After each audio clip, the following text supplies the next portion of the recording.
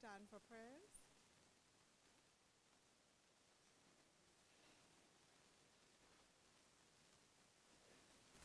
We'll begin with the chorus. Thanks, thanks, we give you thanks. We'll sing that twice and then I'll pray. After 2, 1, 2. Thanks, thanks, we give you thanks for all.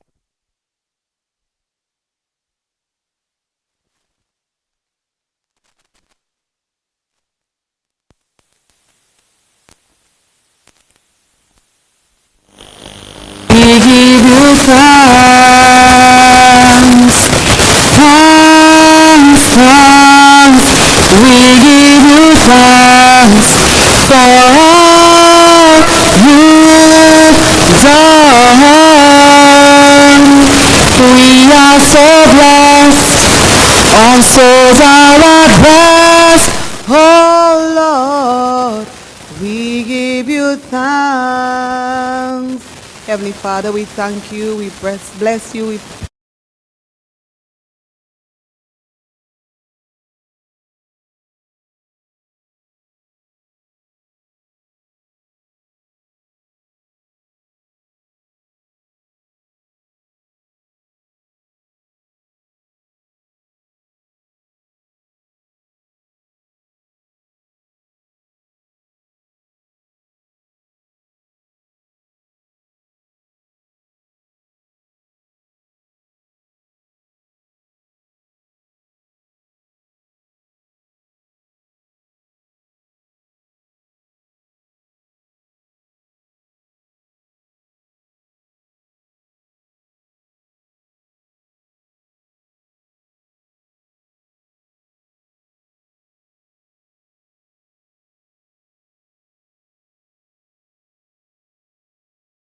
Secondary Schools Debate Competition, and this afternoon's competition at the Alliance Française is between the Isiah Thomas Secondary School and the St. Martin's Secondary School. The issue for debate this afternoon is there should be legislation introduced to restrict people from smoking in public spaces. The students of Isiah Thomas Secondary School will propose the topic, while the students of the St. Martin's Secondary School will be opposing the topic. Our debate this afternoon and for the entire series is made possible through the kind compliments of some wonderful sponsors. We have Domlec, Lindomart, Fine Foods Inc., particularly through KFC, Q95 Radio, DBS Radio, UWI Global Campus, Flow Dominica, Freeman Consulting Group LLC, Josephine Gabriel and Company Limited, Dominica News Online, Vibian TV, Lovely Things, Finance Focus, Alliance Française de la Dominique, The Watering Can, Dr. Joshua Lloyd and Mrs. Carencia Joseph Lloyd, Vive Eye Care, Crazy Carrot, and the National Cooperative Credit Union. The partners in this venture are the Ministry of Education, Human Resource Planning, Vocation Training, and National Excellence. Also the Dominica State Colleges, Literary and Debate Society, and Exquisite Events and Rentals. So we thank our sponsors. Please clap for our sponsors who are assisting with the costs for this series. So welcome to the second day of the Inter-Secondary Schools Debate Competition. I have 3 wonderful judges with me this afternoon, and so I will introduce them. I'll begin with our chief judge, who is Ms. Gail Sharpless. And Ms. Gail Sharpless is a lecturer at the Dominica State College. She has an undergraduate degree in mass communication, and her concentration is in public relations. Her master's is in education, with a concentration in workforce training, adult, and continuing education. A girl after my own heart, in degrees and everything, Ms. Gail Sharpless. Gail, wave at the crowd so they can see you. So that is our chief judge. And assisting her this afternoon, we have Ms. Kalita Benjamin. Kalita Benjamin is an attorney at law. She's practicing both in Barbados and in Dominica. Is involved in prosecution at the Magistrates Court, the High Court, and the Court of Appeal. Currently, she's practicing civil, she's practicing corporate, and she's practicing maritime law. Miss Kalita Benjamin. And our third judge is Miss Merita Hyacinth. Merita is a senior programs officer in the Ministry of Education. She holds an undergraduate degree in history and social studies. She is the JCI West Indies president, Miss Merita Hyacinth. So thank you very much to our judges for giving of your time for this competition. We appreciate that very much. I will now introduce the teams, and when I call the students, I will ask them to come forward.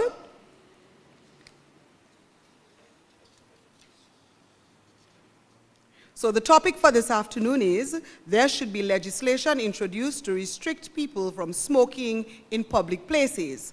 And as I mentioned earlier, the Isiah Thomas Secondary School is proposing that topic. And for the Isiah Thomas Secondary School, we have as first speaker, Miss Amelia Charles. Now, Amelia is a fourth former, and she's doing business studies, and she's from the village of Salisbury. Welcome, Amelia. Our second speaker for the proposing school, Isiah Thomas Secondary School, is Miss Joannelle Serra. Joannelle is in Form 4. She's also a business studies student, and she is from the community of St. Joseph. Welcome, Joannelle.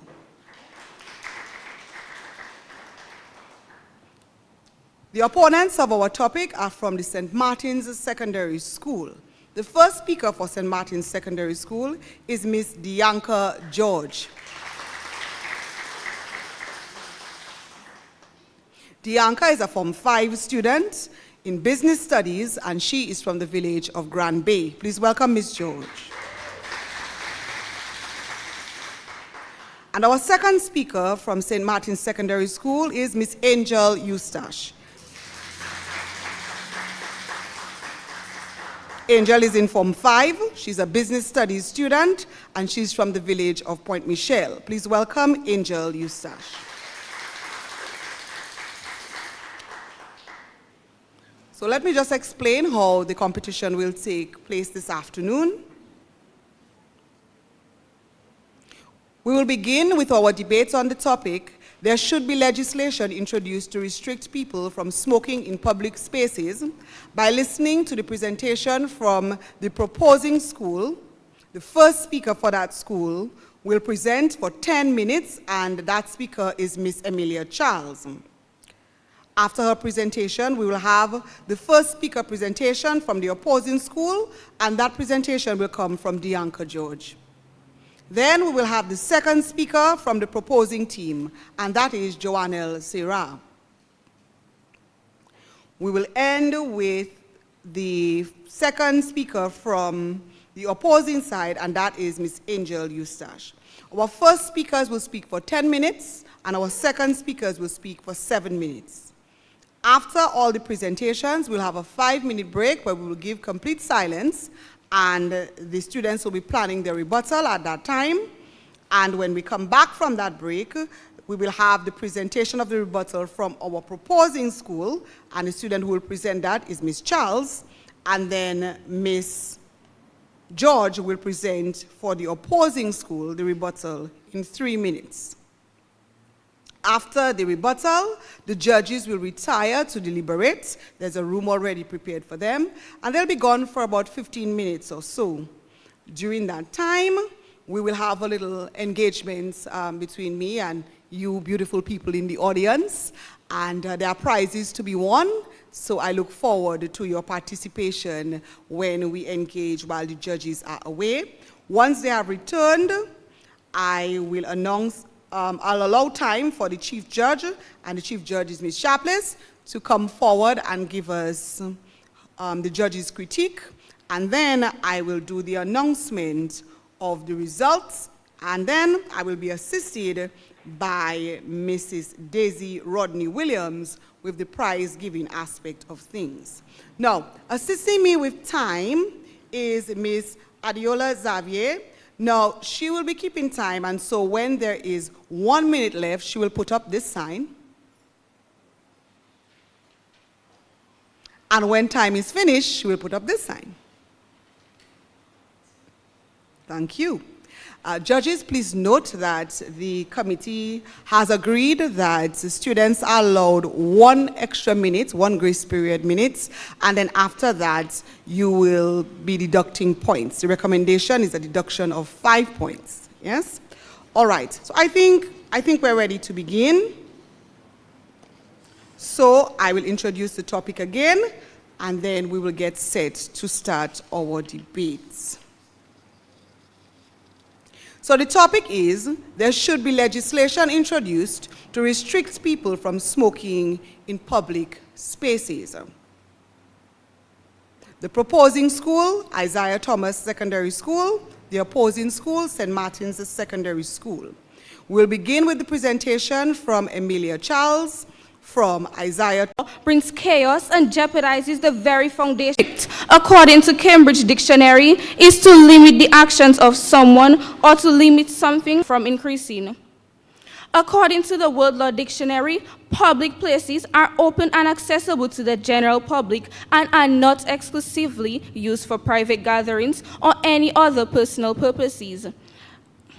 This includes places such as parks, beaches, libraries, public buildings, bus stands, bars, and restaurants. Therefore, the mood can be restated as Dominica is in a situation where we should enact laws to limit the increase of smoking in places that are of public health by Madam Moderator. Secondhand smoke is unequivocally recognized as a significant health risk, with exposure in public places carrying severe consequences for non-smokers.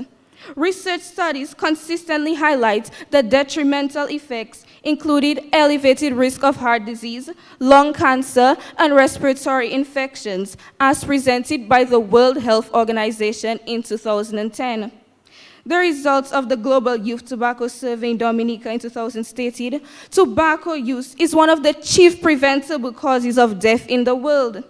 The article also highlighted that over 50% of the research participants were exposed to environmental tobacco smoke in public places. Additionally, the coordinator of the Health Promotion Unit in Dominica, Mignon Ron Shilliford, made the following statement in her address on Caribbean Wellness Day in 2022. I quote, "Tobacco smoke and tobacco smoking is one of the behaviors that can not only affect the individual who is smoking, but also affect all persons receiving secondhand smoke," end quote. Madam Moderator, would you accept if a smoker is blowing fumes in your grandmother's face while she's shopping at the local market? This is absurd, and quite frankly, there is no debate about this. Smoke is not just a matter of public health, but a moral imperative, emphasizing the need for laws to create environments that prioritize the well-being of all citizens. In 2001, No World Tobacco Day, former Health Minister Dr. McIntyre made a plea for measures to reduce exposure to secondhand smoke, according to Dominica News Online.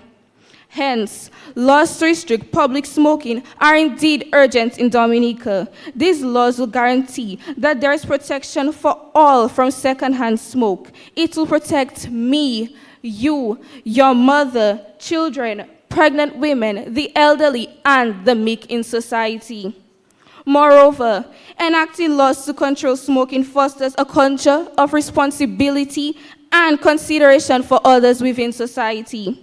A study published in the American Journal of Public Health 2002 found that smoking bans not only reduce exposure to secondhand smoke, but also contribute to a shift in societal norms regarding smoking behavior. Research in the Journal of Adolescent Health highlights that smoke-free policies are associated with a reduced likelihood of youth initiating smoking activities. It suggests that such policies can serve as a deterrent and influence positive behavioral patterns among young people. My esteemed audience, in an online research conducted by the Debate Club of ITSS, the following key statistics were collected. Out of 86 participants, 100% of the respondents, where 12.9 of them were frequent smokers, agreed that laws should be implemented to control smoking in public places.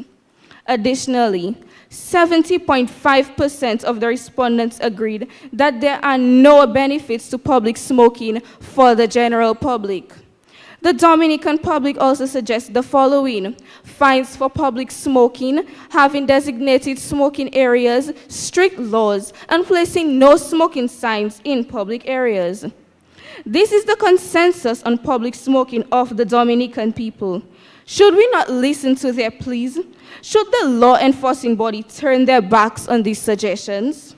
In 2023, the opposition party recommended that the government revisit its marijuana use legislation to be in the interest of the general public. The Nature Isle News reported, I quote, "We must prevent discriminate use of marijuana in our communities and ensure law enforcement protects society by enacting laws," end quote. Our regional sister island of Jamaica is a notable example where the implementation of strict laws led to significant changes in societal behavior. Public support for smoking restrictions increased, and smoking prevalence declined significantly according to the Human Rights and Tobacco Control Network report in 2012. This demonstrates that when smoking is restricted in public places, the perception of smoking as a norm diminishes, making it less appealing to young people. In contrast, where there are zero restrictions, this will contribute to the normalization of smoking, potentially glamorizing the habit and increasing its attractiveness to the youth. While my worthy opponents, on the other hand, may attempt to advocate for superficial benefits of public smoking, my colleague and I disagree. The potential consequences far outweigh any perceived advantages, posing a grave risk to the health and welfare of hundreds. Hence, we stand firm in our conviction that Dominica is in a situation where we should enact laws to limit or prevent the increase of smoking in places that are open and accessible to the general public. I thank you.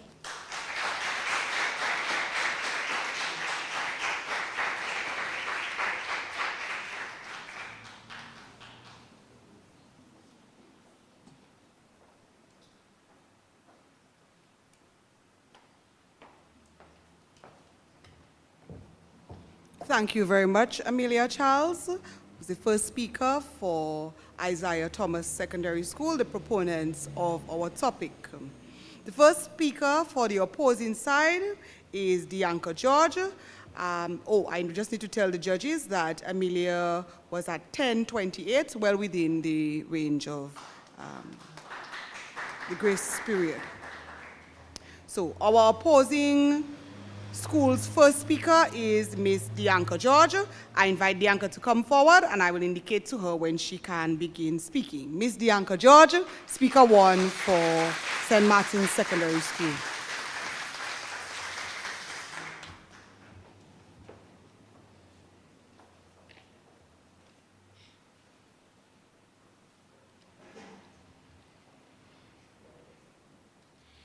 It was J.K. Rowling who said, and I quote, "Banning things never works. It only makes them more appealing," end of quote.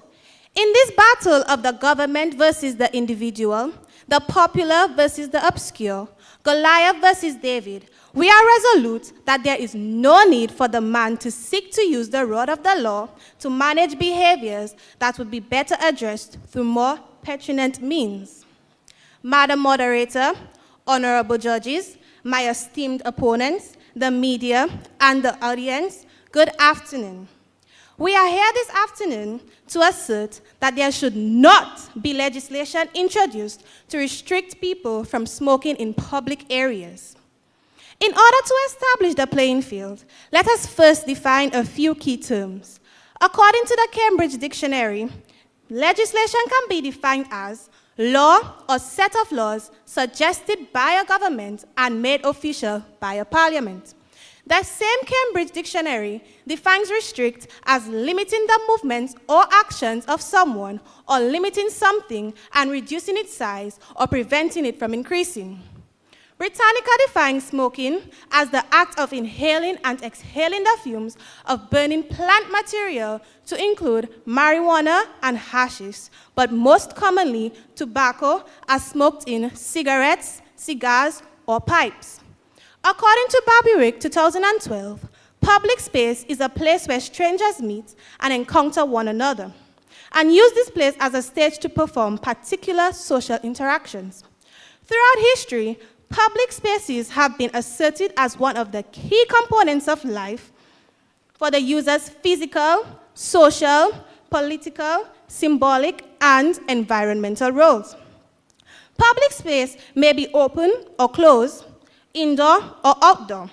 Clearly then, we are arguing that laws made official by Parliament should limit or prevent the act of inhaling and exhaling the fumes of burning plant materials in spaces where strangers meet and use in their various roles of life.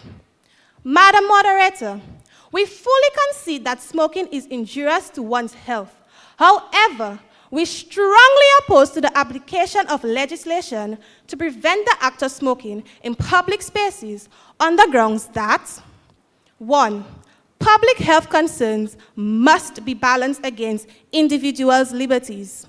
2, the efficacy of bans on changing behaviors permanently is questionable. 3, a multi-pronged approach is more efficacious in transforming undesirable behaviors like smoking. Let us delve into the first consideration, Madam Moderator. As governments seek to act in the interest of all, their desire to address public health concerns must be balanced against the individual liberties of all. Madam Moderator, by now, every single person with the ability to comprehend is aware that there are significant risks associated with smoking, particularly smoking cigarettes. Research shows that deaths worldwide with smoking is significant, and there is a cost associated with that. However, Madam Moderator, each individual has certain human rights and liberties. They are inherent to all, regardless of race, sex, religion, and which must not be infringed upon. The United Nations identified human rights like the right to life and liberty, freedom from slavery and torture, and also, very importantly, the freedom of opinion and expression, among many more. Everyone is entitled to these rights without discrimination. What can we conclude from this, Madam Moderator? Regardless of how we may feel about someone's opinion and choice to smoke, they are entitled to make that choice. This is not a very popular viewpoint, Madam Moderator, but it is an extremely important one. The Council of Europe, in its Manual for Human Rights Education with Young People, explains, and I quote, "A right is a claim that we are justified in making," end of quote. It goes on to share that human rights are a moral claim that doesn't need backing. Human rights also rest on the value of freedom, respect for others, and tolerance. When governments strive to enact laws that ban and prevent an action that itself isn't illegal and for which other strategies may be more effective, they are essentially trampling on the rights of the individual. The need to protect others from harm from smoking shouldn't be at the expense of those whose choice is to smoke and for whom smoking is a display of that freedom. Abraham Lincoln said, and I quote, "Prohibition goes beyond the bounds of reason, is that it attempts to control a man's appetite by legislation and makes a crime out of things that are not crimes," end of quote. The second pillar on which our stance is based is that the efficacy of bans on changing behaviors permanently is questionable. Permit me to ask you a question, Madam Moderator. When you last went shopping, did you take home your groceries in a plastic bag? My worthy opponents, what about you? We should all be aware that in January of 2019, a very stringent ban on single plastic use was implemented by the government of the Commonwealth of Dominica. When introduced in the Parliament, the act was dubbed one of the most stringent anti-plastic laws anywhere in the world. Yet, Madam Moderator, 5 years later, the behavior of using these single-use plastics has barely abated, has it? What does this tell us about the efficacy of the primary use of bans as a means of changing behaviors? In a research paper titled, Impacts of Local Public Smoking Bans on Smoking Behaviors, Carlton et al. Found that although smoking bans reduced average smoking intensity by up to 5.18%, he found that they had very little impact on smoking prevalence. Additionally, he found that indoor smoking bans imposed between 2002 and 2010 in the US contribute only a 2 to 3% reduction in smoking prevalence, but have little effect on the quitting behavior of smokers. Madam Moderator, focusing only on limiting or preventing a behavior is not efficacious. Research in behavioral science proposed that there are much more effective means when used in combination that help to bring about desired change in harmful behavior. My next point will direct to one of these, and my colleague will present further arguments along this line. The third pillar I will present is that a multi-pronged approach is more efficacious in transforming undesirable behaviors like smoking. Researchers in behavioral science expound that human nature is such that we are intrinsically cooperative, especially when we receive positive enforcements for doing so.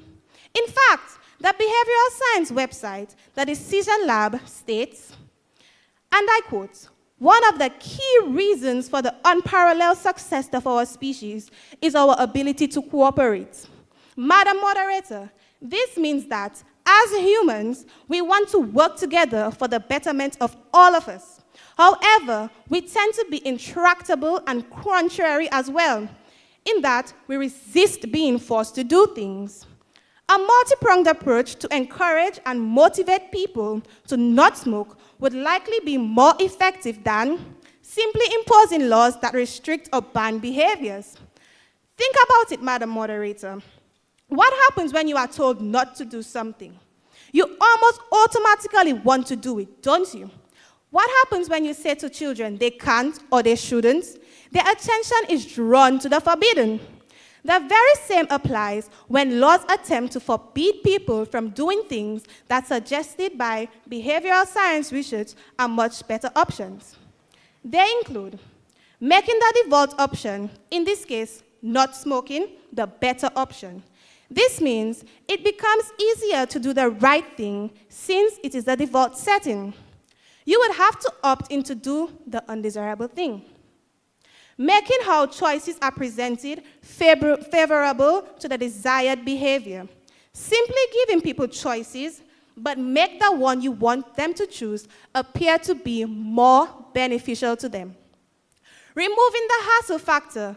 Making not smoking easier than smoking should be explored, as generally, people want to do things that is easier to do. To conclude, Madam Moderator, implementing legislation to restrict or prohibit smoking in public places is an ill-advised method to get people to stop smoking. That smoking is harmful cannot be denied. If, therefore, governments are truly desirous in ridding society of this practice, they must do so by ensuring they do not trample on the rights of the individual.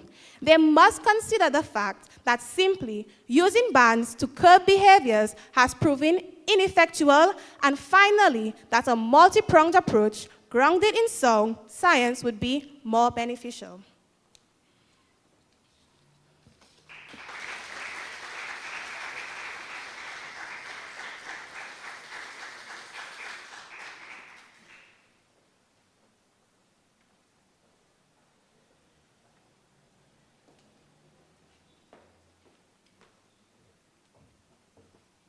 Our thanks to Ms. Dianca George for her presentation as the first speaker for St. Martin's Secondary School, the opposing side.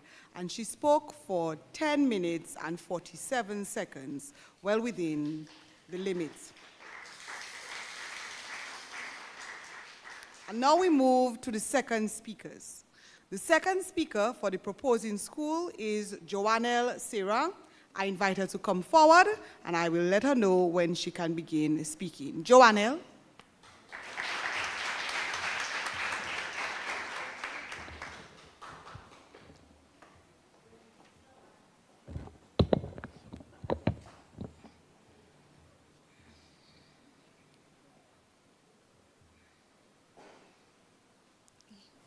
Greetings, my esteemed audience. Please take note of the following accolades which have confirmed our island as a nature isle of the Caribbean. In 2022 and 2023, Dominica won the award for #1 Caribbean destination by the Travel Plus Leisure World's Best Awards. The Minister of Tourism, Honorable Dennis Charles, remarked, I quote, "We hope that this accolade will continue to put Dominica on the radar screens of travelers who are seeking an authentic Caribbean experience that is centered about nature," end quote. Moreover, the government of Dominica released this statement in an article on the tourism website. Dominica is voicing for ecotourism and attracting responsible tourists from around the world to its sustainable luxury resorts, end quote.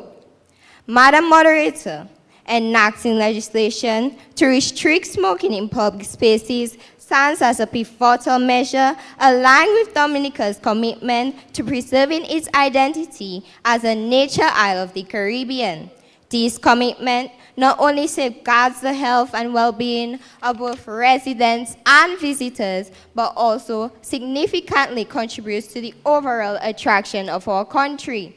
The article entitled Global Health Perspectives on Cigarette Butts and the Environment, published in 2019, emphasizes the adverse environmental impact of cigarette litter on natural landscapes. By restricting smoking in public areas, Dominica can preserve its pristine environment, ensuring that the beauty of our natural landscape remains untarnished. Research conducted indicates that tourists are increasingly drawn to destinations that prioritize cleanliness and environmental friendliness, as smoke-free policies contribute to a positive tourist experience. My worthy opponents, wouldn't you agree that a healthy environment free from the discomfort of public smoking is likely to attract a higher influx of tourists, subsequently bolstering the tourism sector and contributing to the economic growth of Dominica? A notable example within our regional context is our sister nation, Antigua and Barbuda. Antigua implemented comprehensive smoking bans in 2006. Contrary to concerns, these regulations did not deter tourists, but rather supported the island's appeal. Astonishingly, annual statistics reveal that Antigua continues to attract record-breaking visitors, with over 60,000 visitors in the past 2 years, according to Loop Caribbean News. My esteemed audience, this is a perfect example of the harmonious coexistence of smoking regulations and a thriving tourism industry. These data from Antigua serves as compelling evidence that prioritizing public health through smoking restrictions aligns seamlessly with tourism success. In addition, enforcing restrictions on smoking in public areas serve as a cornerstone for promoting social equity, ensuring that every individual, regardless of their personal preferences, can fully enjoy shared spaces without enjoying undue discomfort. This commitment to social equity surpasses personal choices and contributes significantly to fostering an inclusive and harmonious Dominica. The essence of social equity lies in acknowledging and respecting diverse preferences. A study conducted by the World Health Organization in 2010 emphasized that smoking restrictions in public areas strike a delicate balance, acknowledging the right of individuals to make personal choices while ensuring these choices do not infringe upon the rights and well-being of the general public. Studies reveal that smoke-free policies create a more inclusive environment where individuals of varying ages, health conditions, and cultural backgrounds can enjoy shared spaces without fear of discomfort or compromised health. My esteemed audience, the season of carnival is upon us. Don't you all want to shake a leg with signal ban without marijuana smokers breathing down your necks? Let's look at regional islands like Jamaica and Barbados, which have successfully implemented smoking bans in public places, contributing to the cultivation of inclusive environments. Yet still, islands boast of having the best entertainment experiences for the public. Additionally, we must remember that human rights exist and are important. The Universal Declaration of Human Rights emphasizes the principles of equality in Article 1. This principle states that, I quote, "All human beings are born free and equal in dignity and rights." This article recognizes that the right of everyone to enjoy a standard of living that ensures health and overall well-being. Madam Moderator, smoking bans contribute to equality by creating smoke-free environments where individuals, regardless of their personal choices, can benefit from the use of public spaces. In conclusion, by safeguarding vulnerable populations, promoting public health, respecting diverse preferences, and creating inclusive public spaces, Dominica can affirm its dedication to building a fair and just society for all. Therefore, there is no denying that Dominica is in a situation where we should enact laws to limit or prevent the increase of smoking in places that are open and accessible to the general public. My esteemed audience, as we close this debate, we leave you to ponder on this quote from the wise Nelson Mandela: "To deny people their very human rights is to challenge their very humanity." I thank you.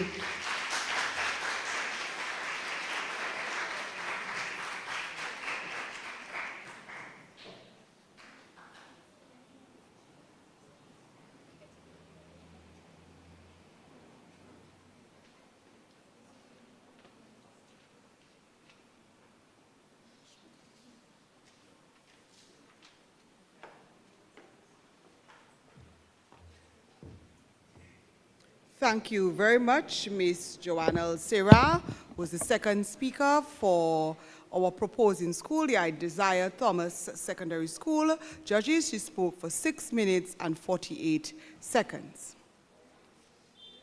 Our second speaker for the opposing school, St. Martin's Secondary School, is Ms. Angel Eustache. I invite Angel to come to the podium and wait until I indicate to her that she can begin speaking. Angel?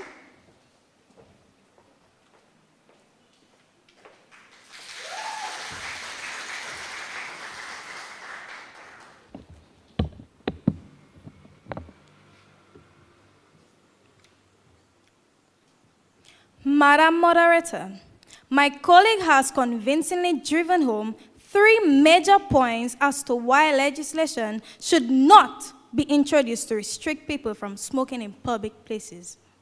I stand here on that same premise. Esteemed judges, invited guests, my fellow debaters, members of the audience, good afternoon. Our opponents have been infiltrating your minds with populist generalities. However, they continue to ignore the grave effects that the public will face when their liberties are withheld. Madam Moderator, as I expound on the disservice of implementing legislation that bans smoking in public spaces, I will focus on 2 main points. 1, our current cultural norms help to mitigate against widespread smoking in public places, with the exception of some instances. Why fix it if it's not broken? Second, a multi-pronged approach as established by my colleague to include social support and appropriate facilities are monumentally more impactful in addressing the ills associated with smoking, as well as the use of taxation and other financial deterrents to smoking. Madam Moderator, permit me to paint a picture. Think back to the last time you used public transportation. Have you ever had any issues with persons violating your space to smoke? Think back to being inside your favorite supermarket. Have you ever questioned if you should be on the shelf with a smoked chicken due to people smoking in your space? I am sure majority of your responses would be no. Therefore, Madam Moderator, is the creation of a law restricting smoking in public places necessary? If currently smoking primarily happens in places we anticipate it will happen and we are prepared as a result, what exactly is the relevance of that kind of legislation? It can be argued that just to avoid public scrutiny, the action of smoking in public is already discouraged. Many smokers only partake in smoking in acceptable public spaces. A government source asserted that in Dominica, the Health Promotion Unit, in collaboration with the Drug Prevention Unit, has been conducting intense community outreach programs intending to alter persons' attitude towards smoking. These efforts are bearing fruit according to the source, and we concur. Our culture towards smoking in many public reflects to that. My second area of focus, which elaborates on strategy established by my colleague, is that to create a long-lasting impact and effectively decrease smoking, a multi-pronged approach to include social support and appropriate facilities, as well as the use of taxation and other financial deterrents to smoking are definitely more impactful in addressing the ills associated with smoking. Madam Moderator, statistics on secondary schools from a study titled The Dominica Drug Situation by Martha Jarvis shows that 4% of females use cigarettes, while 18% of males do. Additionally, 66% of males use marijuana during the course of 1 month at secondary school. Shockingly, the study goes on to say that young students from forms 1 to 3 were the majority users of marijuana. Madam Moderator, these same students reflected in the statistic are governed by the school rules to restrict them from such behaviors. Did the regulations already prescribe their behavior? Did it prevent them from engaging in such activities? The answer is no. Rather than creating a law restricting these individuals, a multi-pronged approach proves more effective to address the issue. Madam Moderator, one such approach is rehabilitation program. Media campaigns, educational programs, such as the now-defunct DARE, are also useful tools in the arsenal of tackling the issues of smoking. Incorporating social media platforms to reach people with the desired message about smoking has been proven by research to be highly effective. Other alternative method for restriction would be an increase in duty taxes on tobacco products. According to Tobacco Tactics 2022, the most successful public health strategy is to lower tobacco use, and illness is taxation. This is tax-related price increases make smoking less affordable, which lowers smoking intensity and rates. Furthermore, numerous studies, such as one published in the American Journal of Public Health in 2019, consistently show that higher tobacco taxes led a significant decrease in tobacco use. The researcher indicated a clear inverse relationship between cigarette prices influenced by taxation and smoking prevalence. For every 10% increase in cigarette prices due to taxation, there was approximate 4% reduction in overall cigarette consumption. These findings highlight the effectiveness of increased taxation as a deterrent to tobacco use, promoting public and general revenue for healthcare initiatives to address smoking-related consequences. In addition, this is shown in even more developing countries like Argentina. Madam Moderator, these are practical, well-documented, and successful methods that don't necessitate infringing on the rights of individuals via punitive legislation. Madam Moderator, my colleague and I have given you all you need to understand why there should not be a legislation introduced to restrict people from smoking in public spaces. Do not restrict smoking in public places. Madam Moderator, we have given you 17 minutes of why it would not work.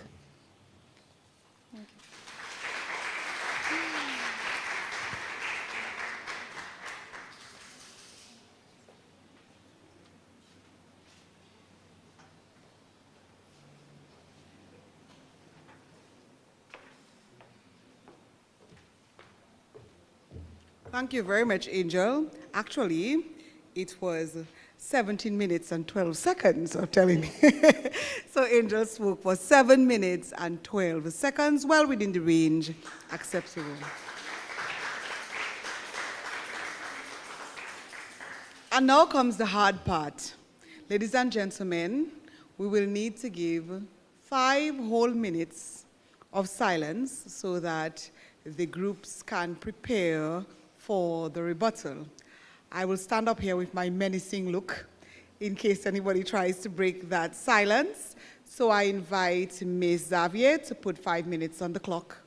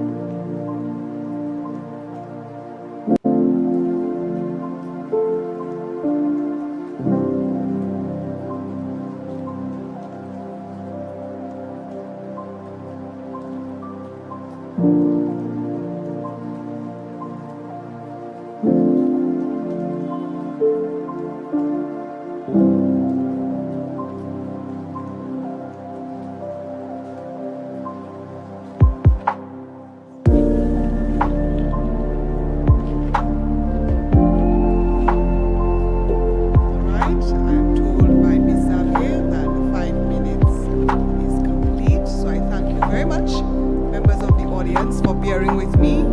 That is always an excruciating time for me because I'm quite a talker. So I thank you very much for bearing with me.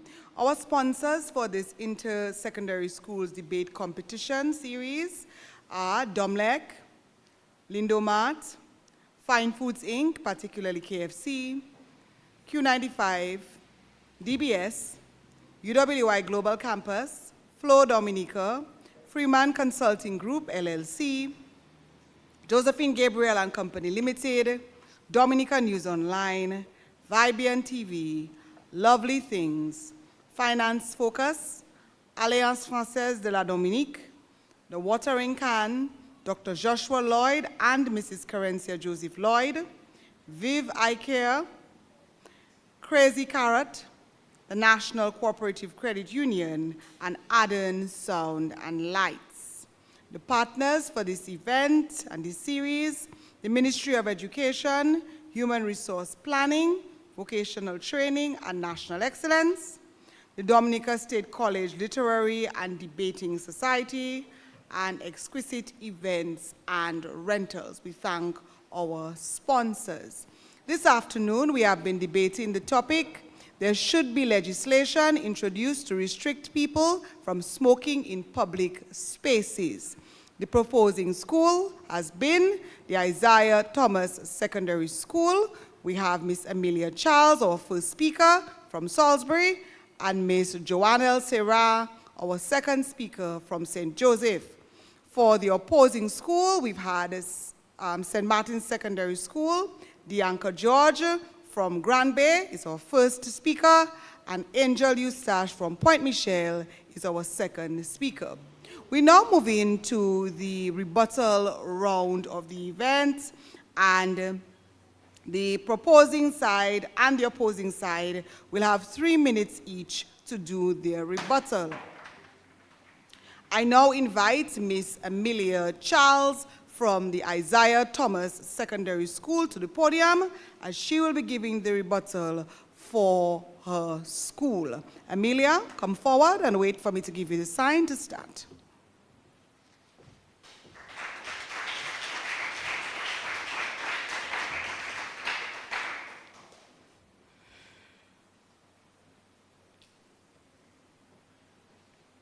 Respected judges, my worthy opponents have articulated an argument that lacks solid foundation.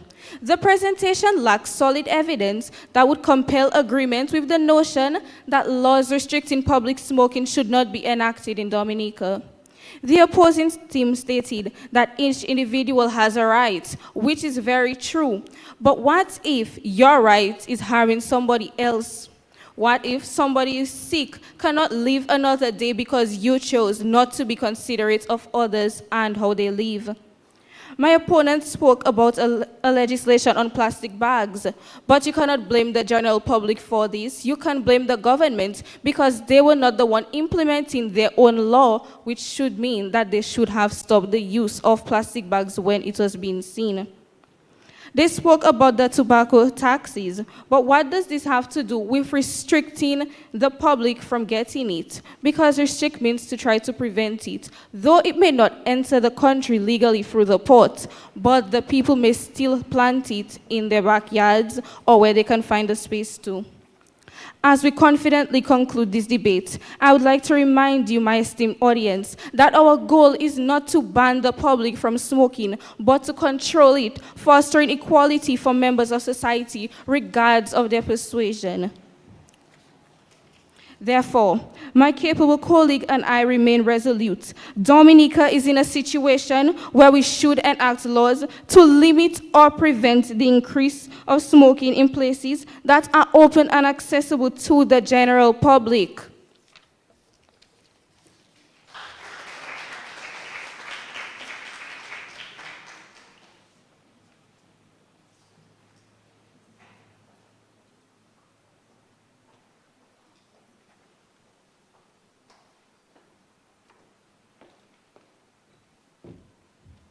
Thank you, Amelia. The presenter of the rebuttal for the opposing side, the St. Martin's Secondary School, is Miss Dianca George from Grand Bay. Dianca, come forward and I'll give you a sign when you are to start.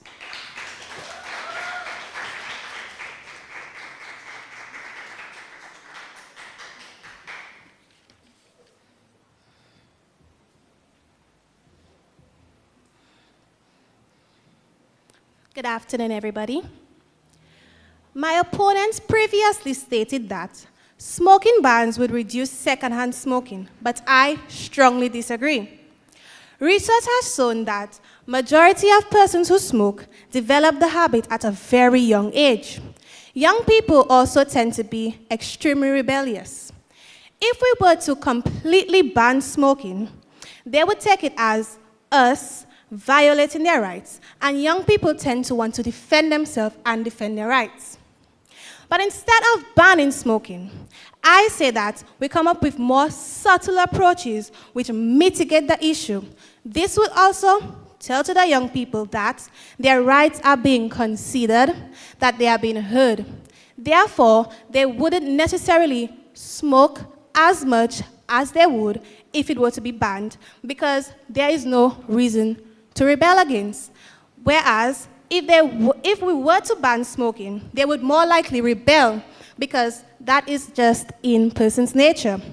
My opponent also stated that secondhand smokers has rights to not want to inhale smoke. I would like to make it perfectly clear that we do not disregard secondhand smokers' rights. We are just saying that instead of completely banning smokers' rights, which would violate their rights, we should come up with more positive approaches which mitigate the issue and not ban smoking.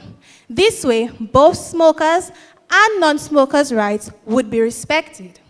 Lastly, my opponent also previously stated that their goal is not to ban smoking, but she repeatedly stated that it should be banned in her speeches. She continued to say that smoking is not healthy, but research has also shown that smoking substances can actually prevent or alleviate certain diseases. Thank you.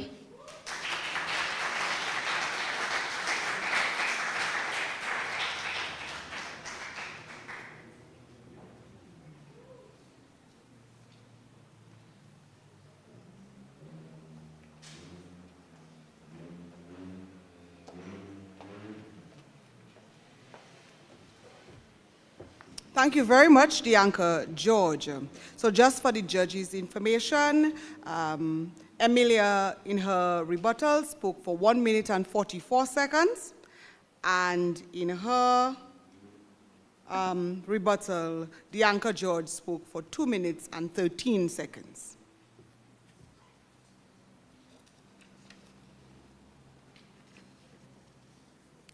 Okay, so we have had the presentations. Our first speaker from the proposing school, Emilia Charles, delivered her presentation. Then our first speaker for the opposing school, Dianca George, did her presentation. After that, we heard from Joanne Sarah of Isiah Thomas Secondary School as the second speaker, and then Angel Eustache from St. Martin's Secondary School as the second speaker for her school. In the rebuttal section, we heard from Ms. Charles and then from Ms. George. It is now time for the judges to go into that special room and do their deliberations. Our three judges for this afternoon are Ms. Gail Shaplis, our chief judge. She is a lecturer at the Dominica State College, and she's being assisted this afternoon by Ms. Kalita Benjamin, attorney at law, and Ms. Marita Hyacinth, senior programs officer in the Ministry of Education. I invite Ms. Daisy Rodney Williams to show the judges where they will be doing their calculations and deliberations.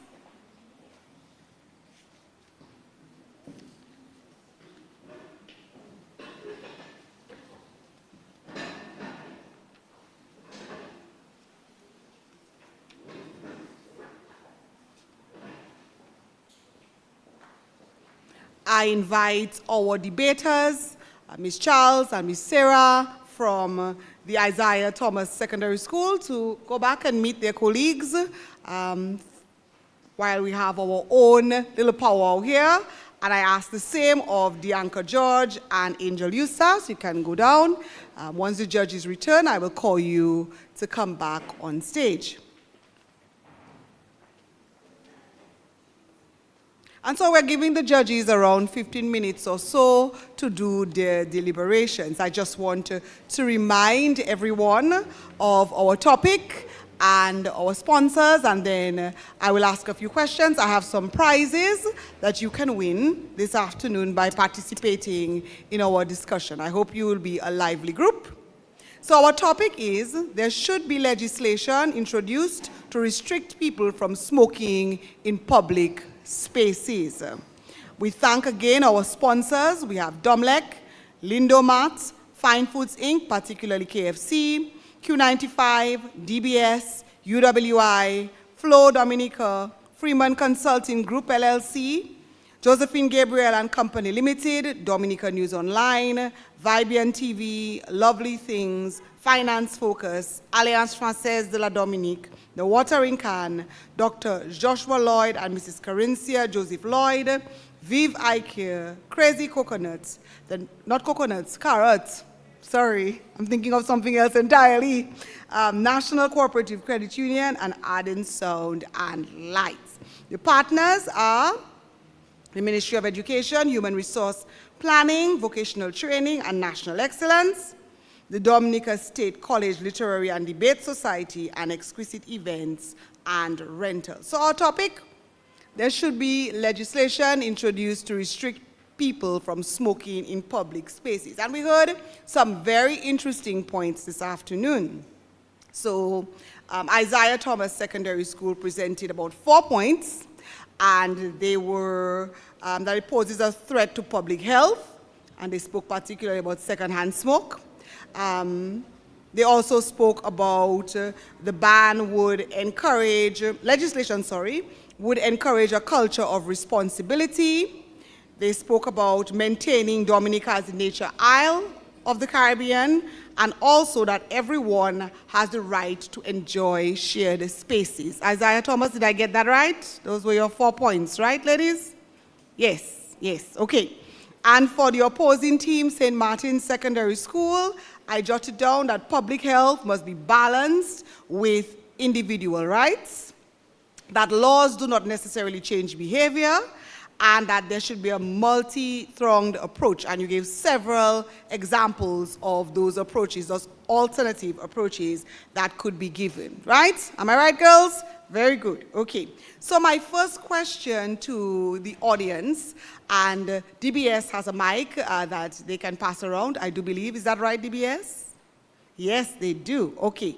And so my first question to the audience is, well, we heard from Isiah Thomas Secondary School that our image as the nature island of the Caribbean will be maintained if we implement legislation to prohibit smoking in public spaces. So my question is, how will such legislation promote our nature islandness?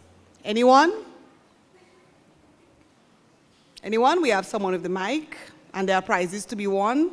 How will the legislation to restrict smoking promote our nature islandness? Anybody from any of the 2 schools? Of course you can, Adiola. Of course you can. Go ahead.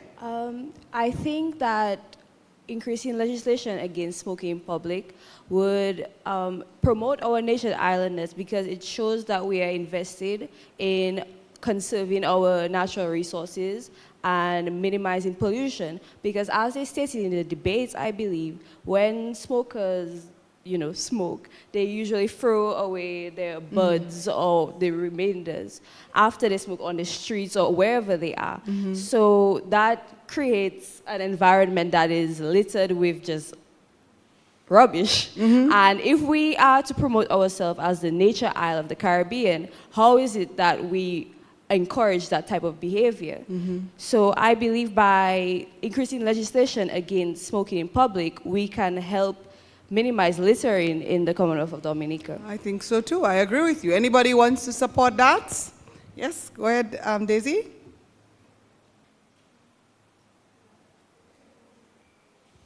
Actually, I was going to mention the same thing that she said about the littering when they drop it off, because I believe smoking also has, there are direct impacts, but there are indirect ones. They are not so straightforward, like the littering. And also, when you do litter and drop it off in different areas, like in the gardens or on the beach or wherever, you have the probability of a child or young person touching, picking up things, and that in essence can also cause another impact, because young children and so on don't know any better.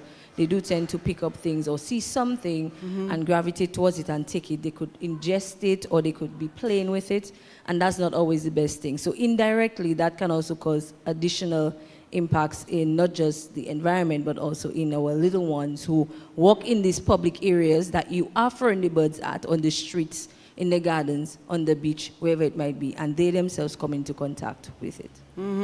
Very good, thank you. Any support? The question is, how will legislation restricting smoking in public spaces promote our nature islandness? Anyone else? Yes, thank you. And a young man too, thank you so much. In an era when they say that young men do not come forward, thank you. Go ahead. Yes, good day. My name is John Vidal. I'm from the Isiah Secondary School.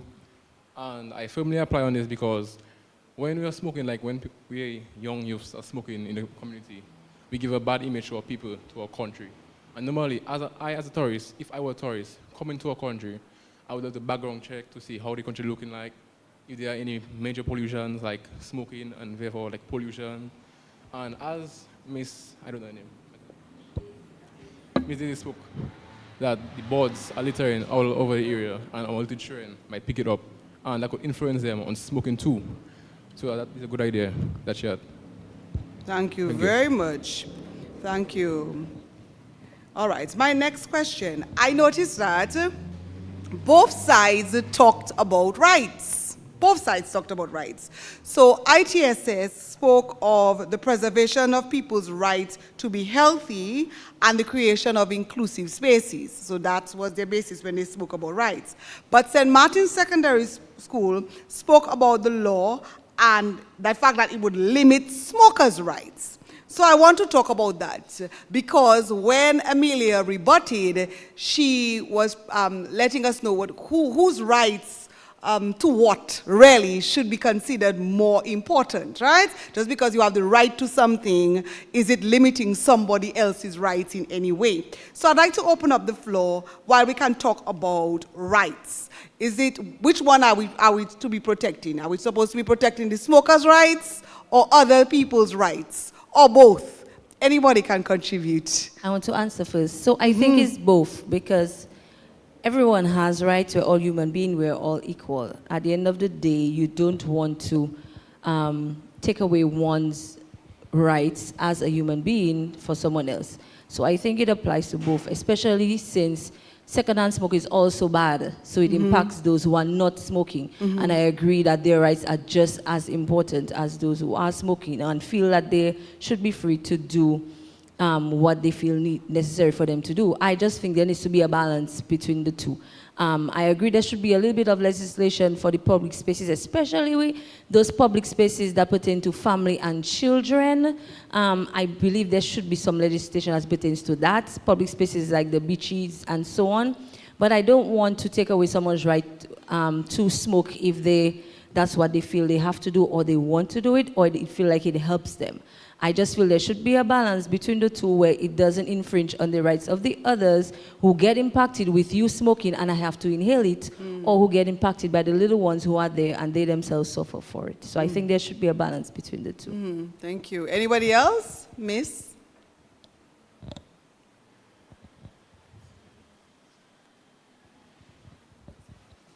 Just to build on what you said, now, when we're talking about balancing rights, this is where the dilemma comes in. Yeah. How? How do we balance that right? Legislation. laws are implemented so that there can be some sort of control. It doesn't really mean to ban. When we say ban, we mean stop. But the key thing is that there was nothing about ban in the mood or in the discussion. The key word here was to restrict and to control. And these are what laws are set up for. That is the purpose of laws, to control behaviors in different settings. So yes, the rights of everyone is important, but yet still, if everyone felt entitled to their rights, I can do this and I can do that, then our society will be in a chaos. So therefore, we need the legislation to, smooth out that path and bring that balance between rights and, who is on the right end of that rights. Thank you. All right. Yes, Ms. Nibs would like to answer. Mrs. Lee, well, you haven't been Miss Nibs in years. I don't know where that came from.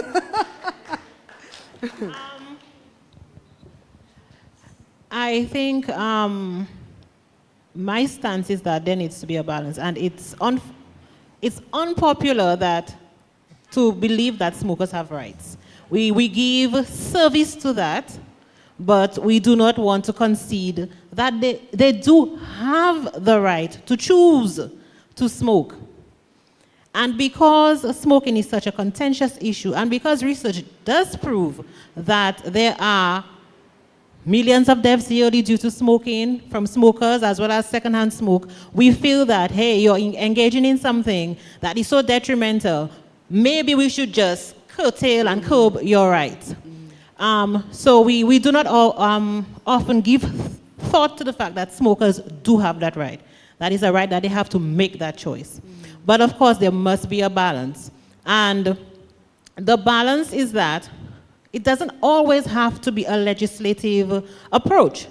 As the students presented in their debate, there are other means by which you influence people to change behaviors. And actually, behavioral science proves that it's not only legislation, there are so many other things that you can do to influence what people do, what they choose to think, what they choose to partake in. So what you really want to do is to foster an approach that allows people to make informed choices and to thereby regulate their own behavior. We do not always want to ram a law down people's throats.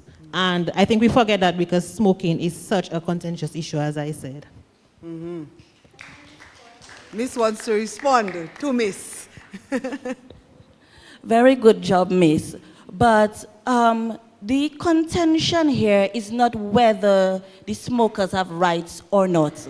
Yes, they have rights, and we appreciate that. But we are talking about humans and human behavior. And we know that humans, they like to make their own decisions and act on their own accord.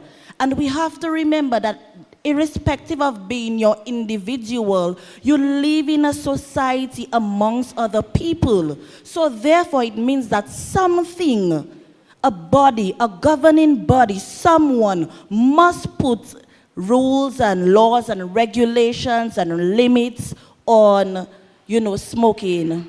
Yeah. You want to answer me?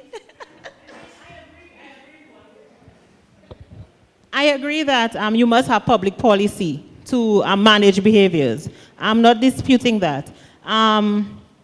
However, the research that we did was extensive.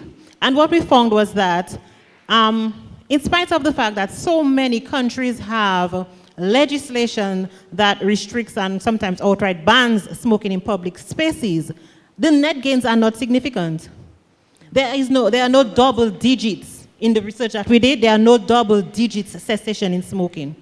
And so what we have seen is that there are other factors that come to play. It's not that there is no place for legislation, but it is not the be-all and the end-all to changing people's behaviors. So we are seeing that there are other factors that need to be part of the equation. For example, in Argentina, they saw that when they imposed the taxes on cigarettes, and Argentina is a developing country, Dominica is a developing country. When they imposed the taxes on cigarettes, it became too expensive to smoke. Mm-hmm. So that is a public policy that is changing the behavior. But you did not say, oh, well, you cannot smoke in a public space. But it just became unsustainable to choose to buy cigarettes because it was just too expensive. So there are other approaches besides just the legislation to restrict the smoking in public spaces. All right, thank you. I want to move on to another area that I thought was very interesting, and you sort of alluded to that. I want to talk about the statistics that both teams use. I thought you did a great job in terms of statistical information, so very good there. Isiah Thomas did primary research, and I was very impressed with that, that you did primary research in that you asked students from the school specific questions about smoking and smoking behaviors. And one of the things I thought that was interesting was that 70-something%, I can't remember how much exactly, but of the students who smoke did not think that smoking in public was a good idea, or smoking in public spaces, something along those lines, that it was not necessarily a good thing to do. St. Martin's Secondary School, for your statistics, I was impressed with the fact that none of the countries that have, well, these are the ones that you quoted, that have the implementation of those strict legislation, none of them hit above 5% or so in terms of their effectiveness. So I thought that was very interesting, and I wanted to talk about that, particularly for ITSS. I know that the two speakers were not necessarily the only ones who would have done the research, or maybe didn't even do the research. You have a team. So I wanted to ask about smoking and smoking behaviors in terms of your own school, and what did you find interesting in your findings concerning the smoking behaviors at ITSS? So anyone from ITSS who knows the statistics that I'm talking about, it could be the presenters themselves, to just tell me some of the findings that you got when you investigated on the smoking behaviors at ITSS. Well, the survey was not done in the school. It was actually done for the general public, where people outside of the school, adults, and the bigger members of society were able to answer the questions. Right, but what did you find out? Could you just give us an idea of some of what you were able to find out? You had something 80% of something and 70% of something else. I do not recall exactly. You know what I'm talking about, right? Yes, okay. So let's just give her a second to find it for us.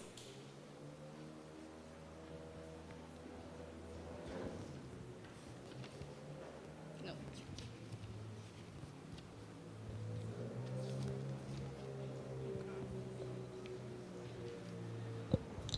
Well, it said that 70.5% of the respondents agreed that there are no benefits to public smoking for the general public. Right, that is what I was thinking about. Oh, give Miss the mic for me, please. The remaining 20-something% in the data, it showed that the benefits they selected for public smoking were people could enjoy their party or see better, and what was the other option? Some other ridiculous option, but that was their, yes. Okay, I have a question. Who was the school that had the statistics from Ms. Jarvis of the Drug Prevention Unit? That was St. Martin's Secondary School. I thought that was interesting as well. So, St. Martin's, I'm coming to you for two statistics. I'm coming to you to talk about the countries that showed that, well, the countries that had the legislation and they could not even manage more than 6 or 7% effectiveness. So I'd like that statistic. If you have it, can we have that one first? Could you give the mic to St. Martin's? Says that 4% of females use cigarettes, while 18% of males do. Additionally, 66% of males use marijuana during the course of 1 month at secondary schools. That was the Jarvis one. I'm saying that. So that was quite a prevalence, but you drew it to something. I can't remember exactly, to show that, you know, legislation would probably not work. I don't remember exactly. what you were saying for there. But the other statistic that struck me that I want you to go to is for the countries that have implemented strict legislation, and you were speaking about the very low effective rate of those particular countries. Do you remember that? I cannot remember whether it was George or Eustace who was giving us that statistic. Miss, you know what I'm talking about? Okay. Do you remember? Yes, please. Okay, so we looked at several journals and several publications in terms of these countries that had implemented either complete bans or they had legislation to restrict smoking in public spaces. And from the results, we saw that the highest percentage I think we observed was a 5.8 decrease in overall smoking. But the prevalence, so that is in people who smoked publicly, but the prevalence of smoking did not actually go down. And also, what we observed was that that they did not mention that particular statistic, but one study showed that people then started smoking indoors. And there was an increase in their homes, people in their homes having increased instances of diseases and respiratory issues linked to smoking. So they were forced to move from outdoors into their homes, and their homes and their families were affected as a result. So the restriction in smoking outdoors, there were gains from the research that we saw, but it wasn't dramatic gains. You would expect like a 20%, a 30%, and we did not come across these figures. All right. Ms. Xavier, could you let the judges know that I can only ask so many questions? I need, I need them to wrap up. Oh, Daisy. Thank you very much, Daisy. Another thing that I found was interesting as I listened to the presentation was the quote from Benjamin Franklin, founding father of the United States, about prohibition. Now, prohibition had to do with, if I'm not wrong, miss, had to do with limiting alcohol use, yes? And so he was saying that prohibition does not work, yes? And he was explaining that by restricting people, much like some of what your students were saying, by trying to restrict people, you are actually making them do it more underground, yeah? So I wanted to bring that up to young people. I am not so young anymore, but I do remember what it's like, what it was like to be a teenager and to be told not to do things. So I would be interested to know if it's the same still. Do you agree that prohibition only encourages people to do the bad behavior underground? Do you agree? Anyone from both sides? I don't know where the mic is. Can I get a volunteer to speak on that? Yes, miss? And then we'll come to Angel in the front. Your hand was not raised. Okay, sorry. My students begged me to respond to a question, so here I am. Answering to your question, I feel like if we go back to when marijuana was banned, we saw that a number of persons felt like the same thing the students were saying, that their rights were being infringed on. The Rastafarian community felt the same way. And although it was banned, persons partook in smoking marijuana, whether it be in public, whether it be at their home, under their own surveillances and with their own restrictions. Now, when they realized there was a problem, and honestly, you can't restrict or ban something such as that, they decided, you know, let us give them a little inch. And we have realized that it has mitigated the problem somewhat. I'm not sure if they have done any research to gather statistics to see if the problem with marijuana smoking and illegal drugs in Dominica have been decreased. However, we have seen that marijuana use is not much of a problem, or the planting of marijuana is not much of a problem. So I say that it's basically the same thing when it comes to being rebellious against something. If it is completely removed, people tend to do it just because they feel like their rights are being infringed upon. However, if you find ways to help it or to make it better, they tend to follow the rules rather than the restrictions. Anybody else?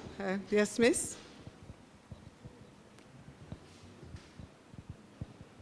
Okay, Good afternoon. I think a key factor to be noted here is that we are looking to restrict or stop people from smoking in public. So yes, I'm not that young anymore myself, but I know if you tell me not to do something, I'm going to want to do it a bit more. So the point of restricting it or saying you cannot smoke or you should not smoke in public will make you go underground.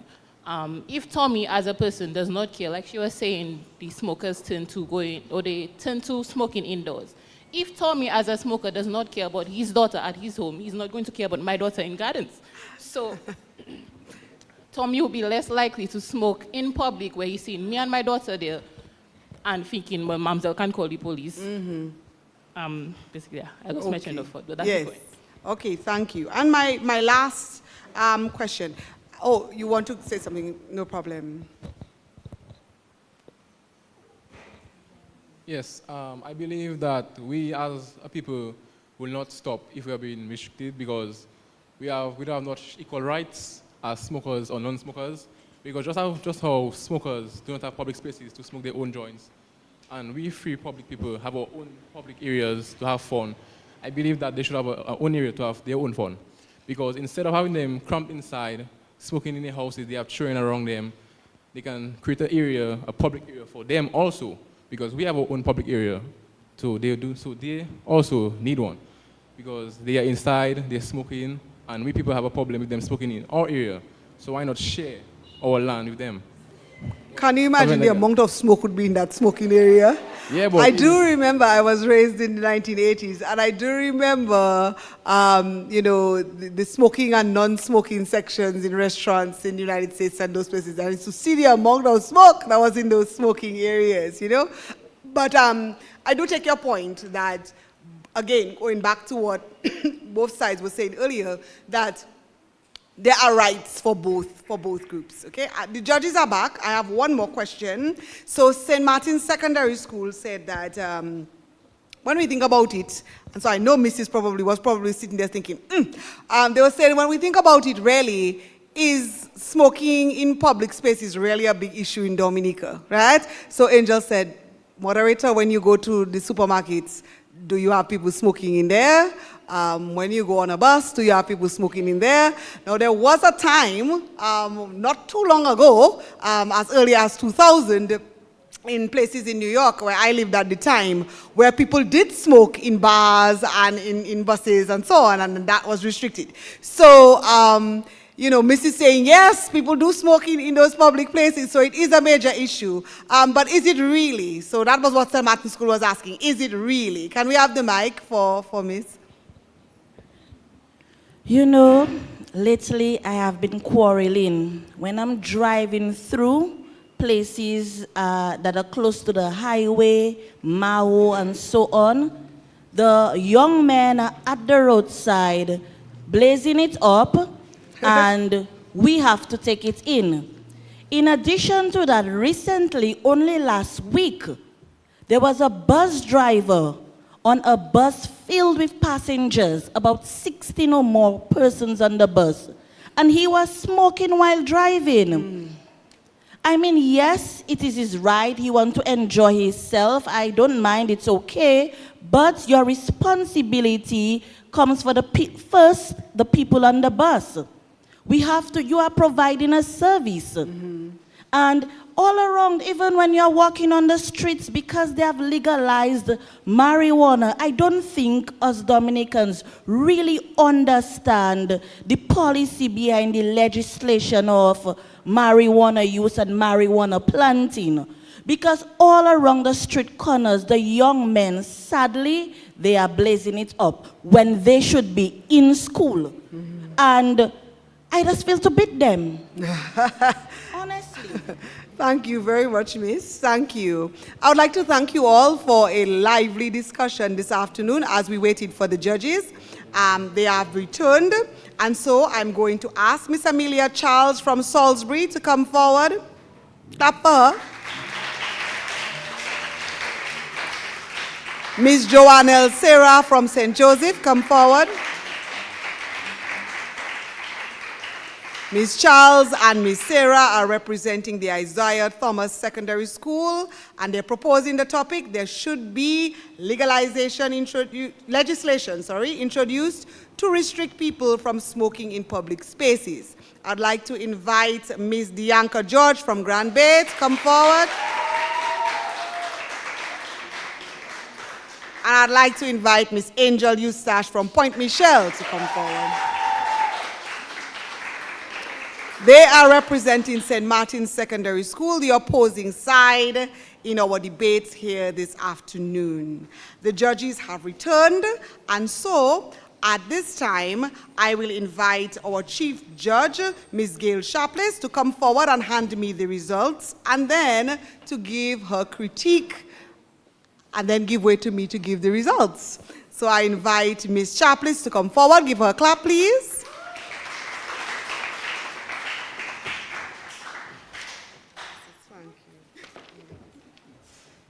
Good afternoon, everyone. I would like to start, by congratulating both teams.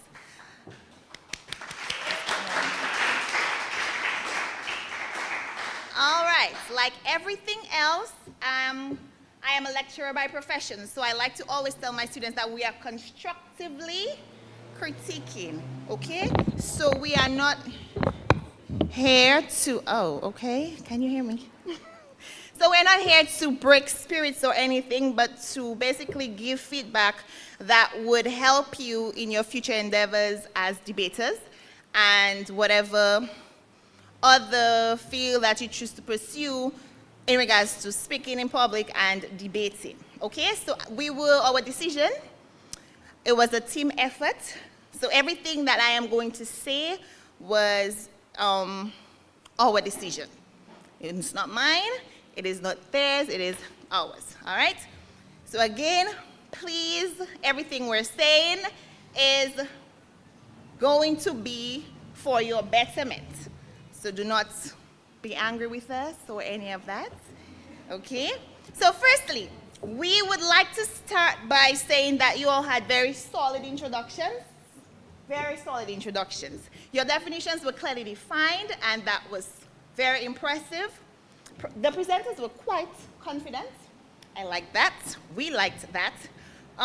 Very good posture. Fairly good intonations. So all of these things, I need you to give yourself a round of applause. And now, I want you to pay a little extra attention. We would like you all in the future to work on eye contact. At every debate, we would expect that you are going to interact with your audience. And by interacting with your audience, you are expected to do what? What are you going to do if you're interacting? Eye contact. You know, you want them to feel what you're saying and to be on the same page that you are on. So work on your eye contact moving forward. Also, we would like you to pay closer attention to your moods. Sometimes there are differences in terms and that can sway your argument. So for example, there's a difference between the term ban and restriction, okay? So these are some things that you can pay closer attention to moving forward. Additionally, sources should be more up to date. Again, we cannot tell you that your sources should be 5 years old, or 10 years old, but at least try to ensure that they are up to date in relation to what it is that you are arguing, okay? You want your audience to say, like, okay, this was, in recently done, recently researched. All right? Also, your sources should be relevant to the research, and they should also be reputable. So we're not just going to say a popular source or sources from a well-known author. We need to know who these reputable sources are. All right? So all in all, I would like to say on behalf of our team, a job well done to both teams and all the best moving forward. All right? Okay.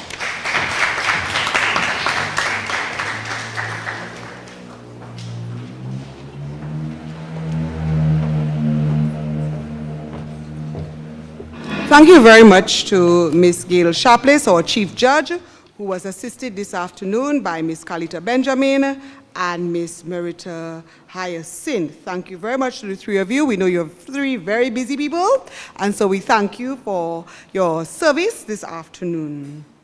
And now it is time for me to announce the results as handed to me by the Chief Judge.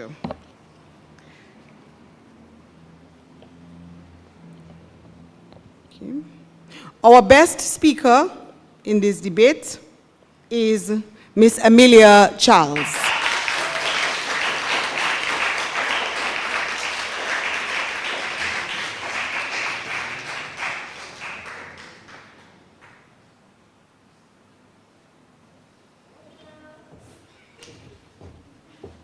All right, and the results are as follows. The proposing team from ITSS scored 642 points, and the opposing team from St. Martin's Secondary School scored 586 points, putting the ITSS as the champions for this afternoon.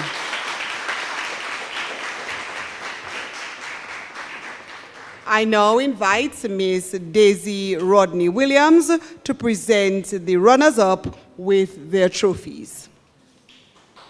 We have the first speaker, Bianca George, and the second speaker, Miss Angel Eustache.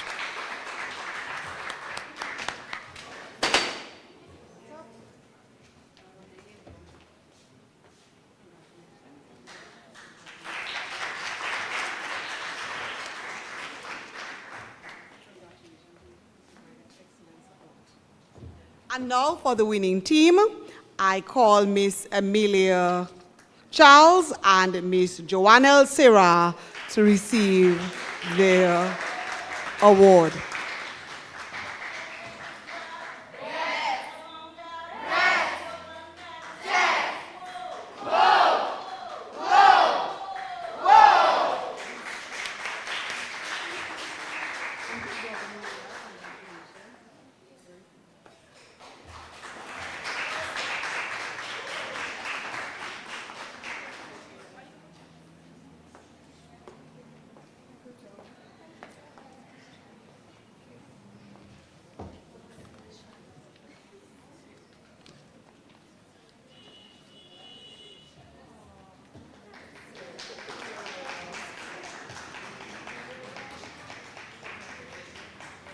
Okay, so I'm going to give way to Daisy because she has awards to present to. Oh, you want me to do the judges award for you? Okay, no problem. We would like to thank the judges for being here this afternoon, and so we invite the Chief Judge, Ms. Gail Sharpless, to come forward and receive a token.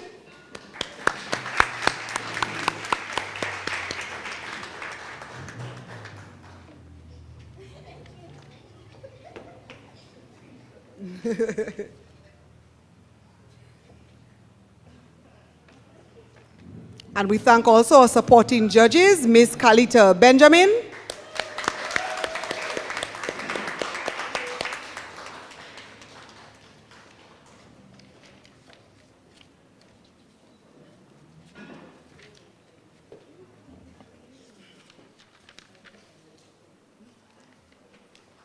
and Ms. Merita Hyacinth.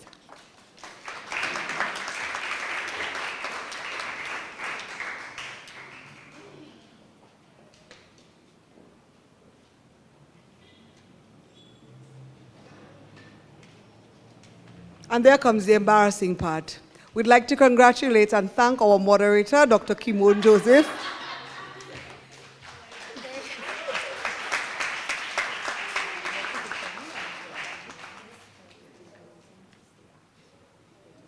Yes. All right, I'm reminded that the winning team must stay to pick their topic for the next round, so please do that. I'm also to ask both teams to stay so that some photos can be taken by the debating and the Literary and Debate Society for Miss Trudy Christian, who needs those photos. So please do not leave without those, taking those photos. Our sponsors this afternoon have been Domlec, Lindomat, Fine Foods, particularly KFC, Q95, DBS, UWI, Flow, Freeman Consultant Group, Josephine Gabriel and Company Limited, Dominica News Online, Vibian TV, Lovely Things, Finance Focus, Alliance Française de la Dominique, The Watering Can, Dr. Joshua Lloyd and Mrs. Carencia Joseph Lloyd, Viv iCare, Crazy Carrots, the National Cooperative Credit Union, and Arden Sound and Lights. Our partners for this afternoon have been the Ministry of Education, Human Resource Planning, Vocational Training, and National Excellence, the Dominica State College Literary and Debating Society, and Exquisite Events and Rentals. I would like to thank those who have been assisting me this afternoon. I thank Ms. Adiola Xavier, my timekeeper, our coordinator for this afternoon, Ms. Daisy Rodney Williams, and all the others from the DSC Literary Debate Society for assisting me with the proceedings.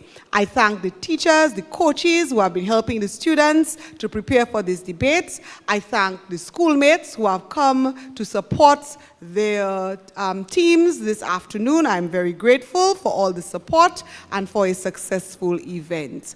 I invite us all to stand for closing prayer.